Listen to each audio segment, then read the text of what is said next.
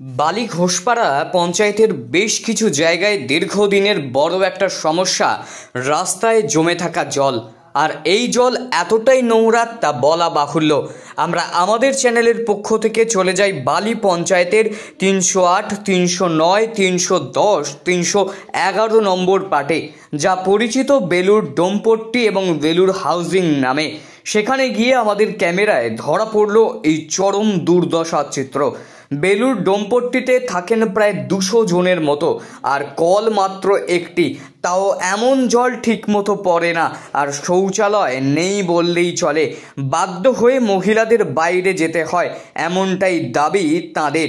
এনাদের দাবি এখানে কলের সংখ্যা বাড়ানো হোক, শৌচাগার করে দেয়া হোক, যেটা ব্যবহার করার উপযোগী হয়, সাথে এই জল নিকাশি ব্যবস্থার উন্নয়ন, কারণ এখানে অনেক ব্যবসায়ীদের ঠিকমতো গ্রাহক আসতে পারছেন না বলেই জানান। এনারা এটাও বলেন, বালি পঞ্চায়েতে প্রধান প্রদীপ ভাওয়াল আসেন, কিন্তু সদস্যকে দেখা যায় না। প্রধান মাঝে মধ্যে এখানে আসেন, তিনি হাউজিংয়ের একটি অচলাবস্থা মাঠ ছিল, সেটা তিনি দায়িত্ব নিয়ে সুন্দর করেছেন, আর ছেলেমেয়েরা খেলছে, কিন্তু তার আশেপাশের চিত্র খুবই অবস্থা খারাপ। এই দিকগুলিতে একটু নজর দিলে আমরা খুবই উপকৃত হই। এইসব প্রশ্ন নিয়ে আমরা পৌঁছাই প্রধান প্রদীপ ভাওয়াল কাছে। আসুন শুনে নিন তিনি কি বললেন। বালি থেকে পাপ্পু মুখার্জির রিপোর্ট, জেবিপি নিউজ, জগৎবল্লভপুর।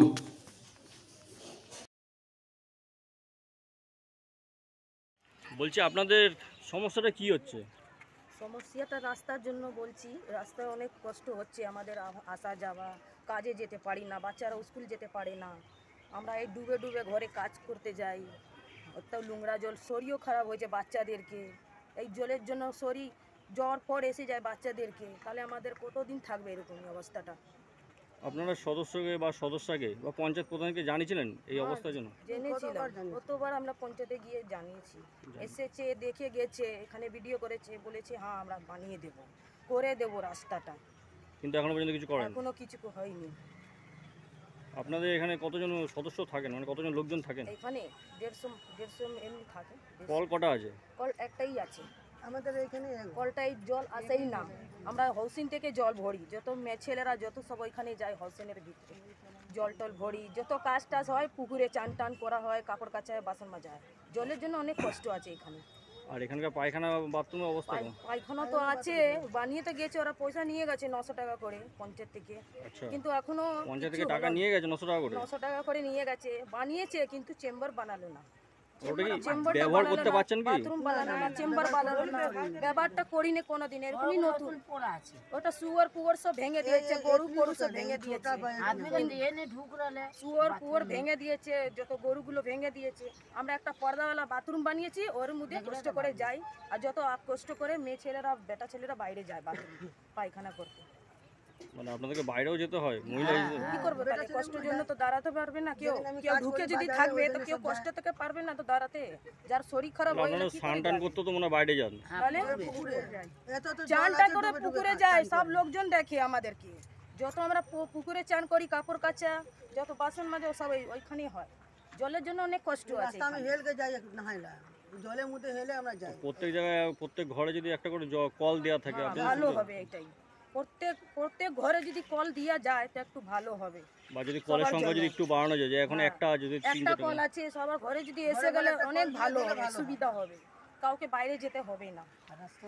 সামনে তো দেখছি একটা খাটাল, এখানকার অবস্থা তো শোচনীয়। খাটাল থেকে এখান থেকে গোবর ফোবর সব ভেসে এসে আসে এখানে, আমাদের এই ঘরে ঢুকে যাচ্ছে, এই ঘরে জল ঢুকে যাচ্ছে, গোবর ঘরে জল ঢুকে যায়।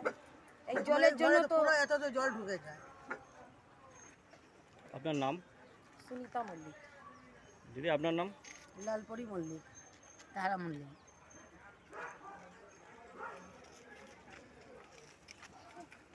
में हमेशा हर एक टाइम 12 मंथली पूरा एरिया यहाँ पानी भरा रहता है।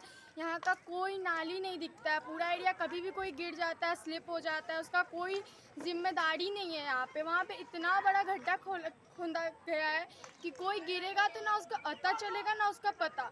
यहाँ पे पूरा बहुत अंदर तक है, उसका गहराई बहुत नीचे तक है।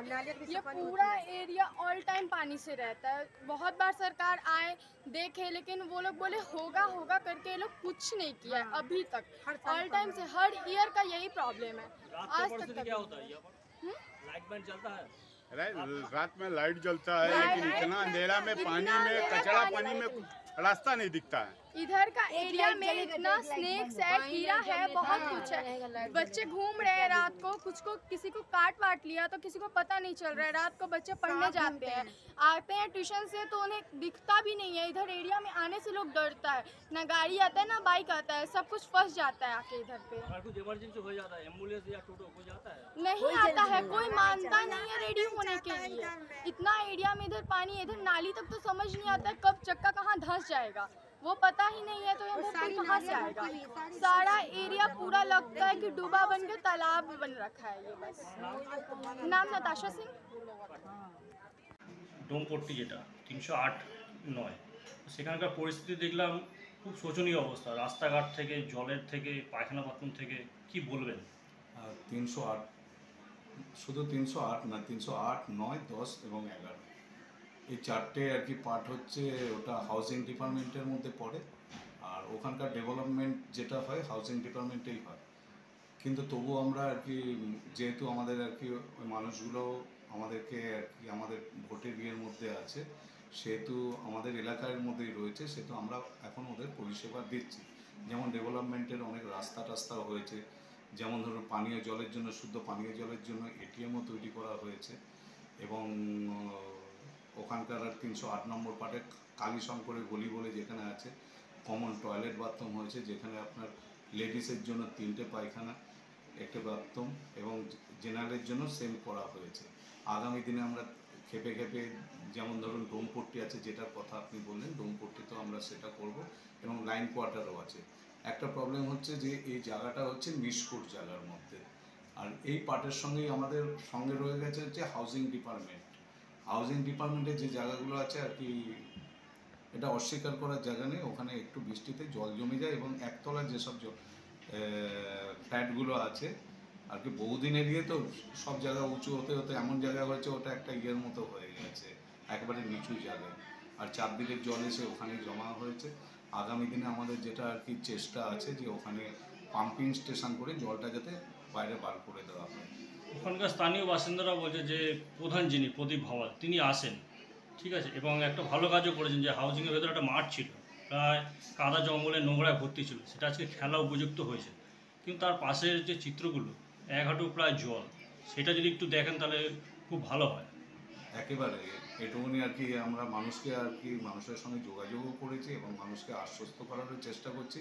আগামী দিনে যেটা বললাম যে ওটা একেবারে লো ল্যান্ড, আশেপাশের জায়গা থেকে বেলুর চত্বরের মধ্যে সব থেকে লো ল্যান্ড ওটাই।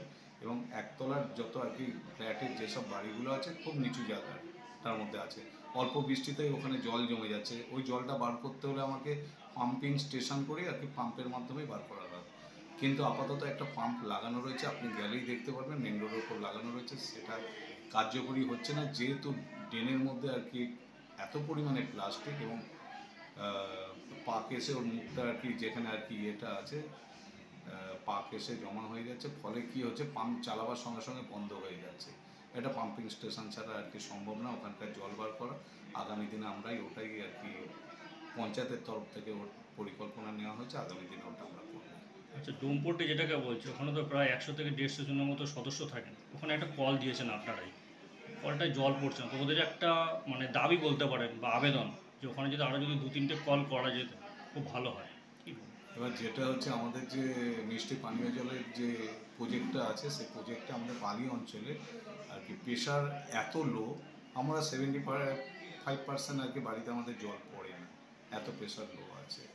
আগামী দিনের তো আর কি আমরা উচ্চ নেতৃত্বকে জানিয়েছি এবং বিডিওকে জানানো হয়েছে, বিধায়ককে জানানো হয়েছে, উনি প্রতিশ্রুতি দিয়েছেন যে আগামী দিনে আমাদের এখানে রিজার্ভার হবে, তাহলে আশা করি আমাদের জলের ইয়েটা মিটে যাবে। কিন্তু তবুও এখনও মানুষের আর কি জলের যে সংকটটা রয়েছে সেটা কাটাবার জন্য আমাদের যেসব কলগুলো ছিল, পুরনো যেসব টিউবওয়েলগুলো ছিল, ওটা অকেজো হয়ে পড়ে রয়েছে। আমরা রিসেন্ট আর কি সাবমার্সালের সাহায্যে আর কি পাম্প করে আর কি জল আর কি পরিষেবা কিছুদিনের মধ্যে আমরা চালু করে দেবো। এটা আপনার পরিচয়? আমি প্রদীপ হল, বালিগ্রাম পঞ্চায়েত প্রধান।